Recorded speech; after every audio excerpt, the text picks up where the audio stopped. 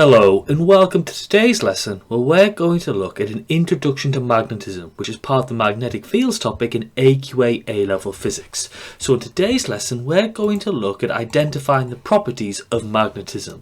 So if we're successful and we learn in today's lesson, we should be able to state the key words of magnetism, detail the basic properties of magnetism and electromagnetism, and understand what magnetic fields are and what they represent, which falls into the following part of the AQA A-Level Physics specification 3.7.5.1 magnetic flux density. So this topic looks at objects which are affected by the electromagnetic force. Now there are two types of objects which interact via the electromagnetic force: magnets and magnetic materials. Now these objects are similar but not the same. They're both affected by the electromagnetic force, but how are they different to each other? Now magnets are objects which produce an electromagnetic field. So we're going to consider bar magnets, which are shaped like a bar. Now basically a compass contains a bar magnet inside of it, so we can consider a compass to be a bar magnet as shown here. Now the Earth has a magnetic field, and the Earth has the same type of magnetic field as a bar magnet, so we can consider the Earth to be a bar magnet. However, the Earth's magnetic field is produced by the movement of the ferrous or iron-based compounds in the mantle and core of the Earth. So this causes the magnetic field of the Earth to be at an angle and constantly moving, which means that the geographic North Pole and the magnetic North Pole are very rarely in alignment. But it's important that all magnets produce an electromagnetic force, which is a non-contact force. So this means it exerts a magnetic field to represent this electromagnetic force. So that's a very important idea. Now, as the electromagnetic force is a non-contact force, it will project an electromagnetic field into space. Now, the electromagnetic field is the region of space where the electromagnetic force can be exerted on charged objects. So in theory, it is the region of space where the photon can travel to and from a magnet. Now, it's important to note that the electromagnetic force of all objects projects into infinity. However, this force decreases with the distance from the object. So a magnet will produce a magnetic field, and a magnetic field is similar to a gravitational field and an electrical field. It's a region where a non-contact force is exerted. Now in a magnetic field, a magnetic force is exerted on a magnetic or magnetically susceptible materials, so either a magnet or a magnetic material. So that's a very important idea. Now the name given to the magnetic force exerted on magnetic materials is called the Lorentz force. Now a magnetic field is very similar to an electrical field, as it works via the same exchange particle, the photon. However, there is a key difference. Electrical fields are produced and interact with any charged object, but magnetic fields are produced and interact with any charged object which is moving. So a charged object which is static cannot produce a magnetic field or have the Lorentz force acting upon it. So a moving charge will always have both a magnetic field and an electrical field, which these fields act at right angles to each other, which is the theory of electromagnetism. However, if it's a static charge, it will only have an electrical field. Now the electrical field strength is proportional to the charge, whilst the magnetic field strength is proportional to the speed of the charge. So this means that in electrical field strength we know E is equal to F over Q, that the field strength is linked to the charge, okay, whilst it means in the magnetic field the velocity of the charge or the current is in the magnetic field strength equation. So B, which is our magnetic field strength, is equal to F over the current times by the length. Okay, so that's a very important idea, and this is an equation for the magnetic field strength of a magnetic field of a conductor such as a wire. Now you can also consider it in terms of the magnetic field strength of a charged moving particle, and you'll notice in this equation B is equal to F over V times by Q, the velocity of the moving charged particle. So that's an important idea to note. Now we represent the magnetic field produced by an object with magnetic field lines. Now the correct term for magnetic field lines is magnetic flux. Now magnetic flux is measured in Webers or WB, and the definition of the Weber comes from electromagnetic induction, which is where moving a conductor through a magnetic field produces a potential difference across the conductor. So therefore a Weber is linked with the following definition. A change in the flux of 1 Weber per second will induce an electromotive force of 1 volt in a closed loop of wire, which we'll look at as a concept in upcoming lessons. Now the density of the magnetic flux indicates the strength of the magnetic field, which is called the magnetic flux density. Now the denser the magnetic flux, the stronger the magnetic field.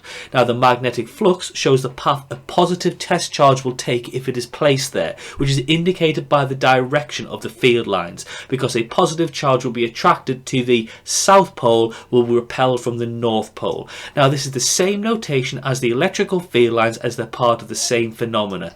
Now magnetic field lines can never cross over each other because they detail the path which would be taken by a positively charged particle if it was placed at that point in the field. So the lines cannot cross over each other. So the magnetic flux density is the magnetic field strength of the magnetic field and is given the symbol B in equations. Now magnetic flux density is considered the force per unit current length. Now the magnetic flux density is the magnetic field equivalent of the electrical field strength or the gravitational field strength, and this is because it is defined in terms of electromagnetic induction in terms of our definition of magnetic flux density, because both the length of the conductor and the current going through the conductor affect the size of the magnetic field produced. So the magnetic flux density is measured in Teslas, or given the symbol big T. Now 1 Tesla is 1 Newton per amp meter. So 1 Tesla is equal to 1 Newton per amp meter. Now this is a definition you must remember. So 1 Tesla is the magnetic field strength produced when there is a magnetic force of 1 Newton between 2 electrical wires which have a 1 amp running through it and are 1 meter apart. 6 Teslas is the magnetic field strength produced when there's a magnetic force of 6 newtons between 2 electrical wires which have 1 amp running through it and are 1 meter apart. Now you can also define your Tesla in terms of your magnetic flux density, so it is 1 Tesla equal to 1 Weber per meter squared. So the higher the value of the magnetic flux density in Teslas, the stronger the magnetic field. So here are some typical values of magnetic flux density. So the Earth's magnetic flux density is 31.8 times by 10 to the minus 6 Teslas, whilst the typical neodymium magnet has a magnetic flux density or field strength of 1.25 Teslas. The typical magnet found in an MRI scanner is 3 Teslas. Magnets found in the LHC 8 Teslas. A typical superconductor 27 Teslas, and a white dwarf star 100 Teslas.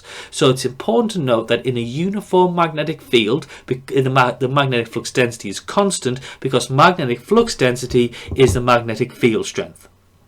Now, in a non-uniform magnetic field, the magnetic flux density changes. Now, as magnets do not exist as points, radial magnetic fields do not occur, unlike electrical and gravitational fields. Now, magnets do not exist as points as the charge needs to be moving to produce a magnetic field. So you can't have a point charge like you can in electrical fields.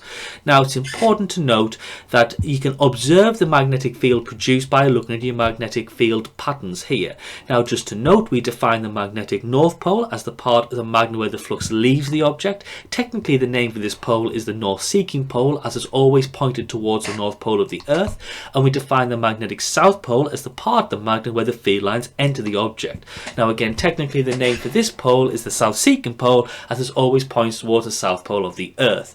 So as all magnets are magnetic dipoles, it means there are 2 poles on every magnet, which means the magnetic field lines leave at the north pole and they enter the object at the south pole. Now if a magnet is cut, then each segment will form a north and south pole. So this is another major difference between electrically charged objects, which can only have 1 charge, either positive or negative, and magnetically charged objects, which always have to be dual charged.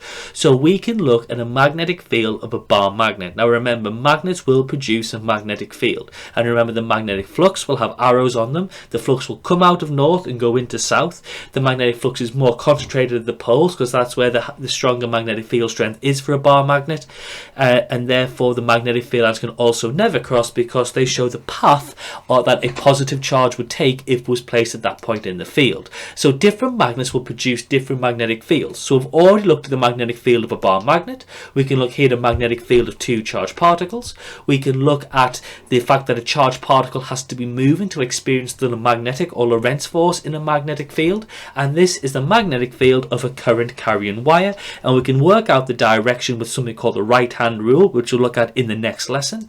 Now you've got to be able to draw the different magnetic fields produced by wires, particles and bar magnets. So the force on a current carrying wire in a magnetic field is equal to F equals BIL, or B equals F over IL. So we can use magnetic flux density, and we know the definition of the Tesla. So if we've been successful in today's lesson, we can understand the keywords of magnetism, detail the basic properties of magnetism and electromagnetism, and understand what magnetic fields are and what they represent. I hope you've enjoyed today's lesson on an introduction to magnetism in the magnetic fields topic of AQA A-Level Physics. Thank you very much for listening, and have a lovely day.